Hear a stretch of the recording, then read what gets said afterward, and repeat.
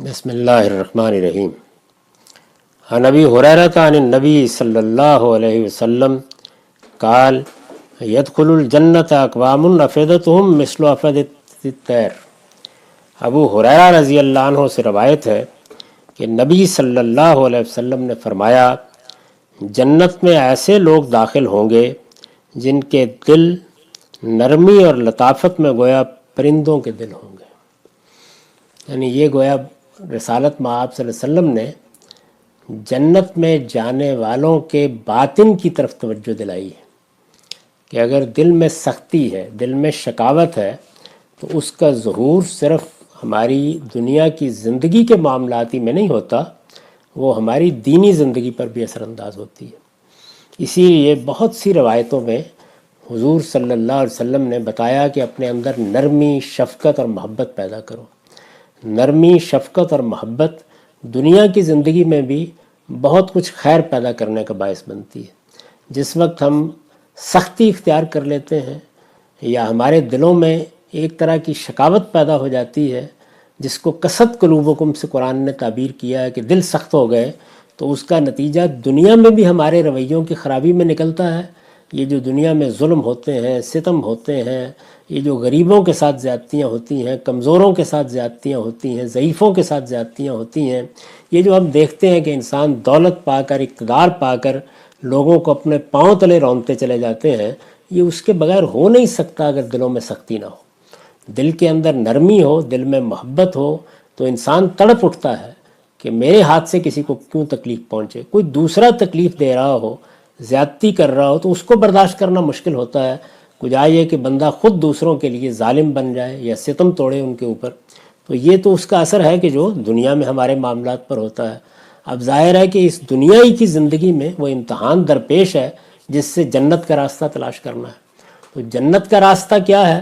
قرآن مجید نے اس کو واضح کیا کہ وہ اصل میں آپ کے باطن کی پاکیزگی ہے، جس کا ظہور ظاہر میں بھی ہونا چاہیے۔ باطن کی پاکیزگی ان سب آلودگیوں کو دور کرنے سے پیدا ہوتی ہے جو اخلاقی قباحتوں سے جنم لیتی ہیں۔ یعنی اگر کوئی ظلم کرتا ہے، اگر کوئی کسی کے لیے کم تولتا ہے، اگر کوئی کسی کو دھوکہ دیتا ہے، فریب دیتا ہے، اس پر ستم توڑتا ہے، ہم دیکھتے ہیں کہ دولت، اقتدار یہ انسان کو ایسا اندھا کر دیتے ہیں کہ بیٹیاں اٹھا لی جاتی ہیں، گھر توڑ دیے جاتے ہیں، لوگوں کے بچے اغوا کر لیے جاتے ہیں۔ یہ سب جرائم جو دنیا میں صادر ہوتے ہیں، چھوٹے سے لے کر اور بڑے تک، یعنی انسانوں کو صرف بڑے مجرموں پر نگاہ نہیں کرنی چاہیے، اپنے آپ کو بھی دیکھنا چاہیے۔ ہمارے گھر میں کام کرنے والے بچے، چھوٹے لوگ، وہ جن کے اوپر ہمیں کوئی اقتدار اختیار حاصل ہوتا ہے، ہمارے معمل میں، ہماری فیکٹریوں میں، ہماری اور جگہوں کے اوپر جو لوگ مزدوری کرنے کے لیے آتے ہیں، جس طرح کہ قدیم زمانے میں ہر گھر کے اندر غلام ہوتے تھے، تو اس میں انسان کے حقیقی وجود کا اظہار ہو جاتا ہے۔ اور یہ حقیقی وجود اندر سختی رکھتا ہے، درستی رکھتا ہے، تو یہ لازماً ظلم کا باعث بنتا ہے، حق تلفی کا باعث بنتا ہے، بغی کا باعث بنتا ہے، اور ان لوگوں کے لیے پھر جنت کا دروازہ نہیں کھلتا۔ ان کو اللہ کے ہاں اپنی اس شقاوت کی سزا بھگتنی پڑے گی۔ یہی چیز ہے کہ جس کو الٹ کر رسالت مآب صلی اللہ علیہ وسلم نے یہاں بہت خوبی کے ساتھ واضح کیا کہ جب جنت میں لوگوں کو دیکھا جائے گا تو وہ کون لوگ ہوں گے؟ تو ارشاد فرمایا کہ جن کے دل نرمی اور لطافت میں گویا پرندوں کے دل ہوں گے۔ یہ باطن کے اندر کی وہ خوبی ہے، یعنی انسان کسی کی تکلیف پر تڑپ اٹھے، کسی کو مصیبت میں دیکھ کر برداشت نہ کر سکے، اس کے پاس اگر کوئی کمزور آدمی ہے تو اس کی طرف ہاتھ اٹھاتے ہوئے یا اس سے سخت بات کرتے ہوئے وہ لرز اٹھے۔ تو یہ چیز کب پیدا ہوگی؟ جب دل میں نرمی ہوگی۔ اور یہ دل میں کس درجے کی نرمی ہوگی؟ جیسے کہ گویا ایک چھوٹے سے پرندے کا دل ہے، یعنی ذرا سی آہٹ پر آپ دیکھیں کہ پرندہ کس طریقے سے تڑپ اٹھتا ہے، تو یہی صورت ان کی ہوگی۔ اس پر میں نے لکھا ہے کہ یہی دل ہے جنہیں خدا کی یاد دہانی کرائی جائے، یعنی یہ پرندوں کی طرح کے دل، یہی نرم دل، یہی جن کے اندر محبت اور شفقت کے سوا کچھ نہیں ہوتا، یہی دل ہیں جنہیں خدا کی یاد دہانی کرائی جائے تو اس کے حضور میں پیشی کے اندیشے سے لرزاں و ترساں ہو جاتے۔ یعنی انہی دلوں کا ذکر ہے نا کہ ان کے سامنے اللہ کی آیتیں تلاوت کی جاتی ہیں تو ان کی آنکھوں سے آنسو بہہ نکلتے ہیں۔ دل میں نرمی ہوگی تو اس کا ظہور ہوگا، رقت ہوگی۔ رقت کیا ہے؟ یعنی انسان کے اندر کسی چیز کو سننے کے بعد جو ایک لطافت کا احساس پیدا ہوتا ہے، اور بعض اوقات وہ دل کی کیفیت کے ساتھ ظاہر ہو جاتا ہے، بعض اوقات آنسوؤں کی صورت میں بہہ نکلتا ہے۔ تو اسی طرح کے لوگ ہیں کہ جب انہیں اللہ کی یاد دہانی کرائی جاتی ہے، انہیں قیامت یاد دلائی جاتی ہے، تو ان کے وجود لرزاں ہو جاتے ہیں، وہ کانپنے لگ جاتے ہیں، ان کو احساس ہوتا ہے کہ کہیں وہ وہاں گرفت میں نہ آ جائیں۔ قرآن سنایا جائے تو آنسو بن کر بہہ نکلتے، پیغمبر کو دیکھ لیں تو سراپا اطاعت بن جاتے، اور انسانوں کی طرف متوجہ ہوں تو مجسم شفقت و محبت ہو کر ان سے متعلق ہر حق کو انصاف کے ساتھ بلکہ اس سے آگے بڑھ کر احسان کے جذبے سے ادا کرنے کی کوشش کرتے ہیں۔ یہ تصویر ہے ان لوگوں کی کہ جن کو اللہ حق پسندی کی توفیق دیتا ہے اور جن کے لیے اپنی جنت کے دروازے کھولتا ہے۔ ان میں سے ایک چیز کو دیکھیے، یعنی سب سے پہلی چیز کیا سامنے آتی ہے؟ اللہ کی یاد دہانی۔ جیسے ہی انہیں بتایا جاتا ہے کہ ایک دن خدا کے حضور پیش ہونا ہے تو اپنے اندر سے لرزاں ہوتے ہیں، انہیں احساس ہوتا ہے کہ کہیں ہم غلط فہمی میں مبتلا ہو کر، غلطی میں مبتلا ہو کر، سرکشی میں مبتلا ہو کر وہاں پکڑے نہ جائیں۔ قرآن سنایا جائے تو آنسو بن کر بہہ نکلتے ہیں۔ اس میں آپ یہ دیکھیے کہ اہل کتاب کی تصویریں قرآن میں ہیں۔ ان میں جو لوگ تھے جب ان کے سامنے پہلی مرتبہ اللہ کی کتاب آئی اور انہیں بتایا گیا کہ یہ حق ہے جو خدا کی طرف سے آ گیا ہے، تو انہوں نے آنسوؤں کے ساتھ اس کا استقبال کیا۔ پیغمبر سامنے آئے، اطمینان ہو گیا کہ یہ خدا کے پیغمبر ہیں، اس کی طرف سے آئے ہیں۔ اس کے بعد پھر ان کا رویہ کیا تھا؟ سمعنا وأطعنا، ہم نے سنا اور ہم نے مان لیا، یعنی پھر سمع و طاعت کے سوا انہوں نے کوئی دوسرا راستہ اختیار نہیں کیا۔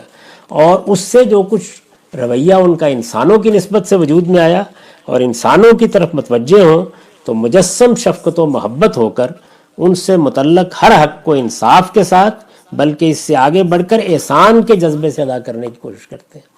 یعنی ہمیں جو اخلاقیات سکھائی گئی ہیں وہ کیا ہے؟ انما یامر بالعدل والاحسان، ان اللہ یامر بالعدل والاحسان، یعنی صرف عدل نہیں بلکہ اس سے بڑھ کر احسان۔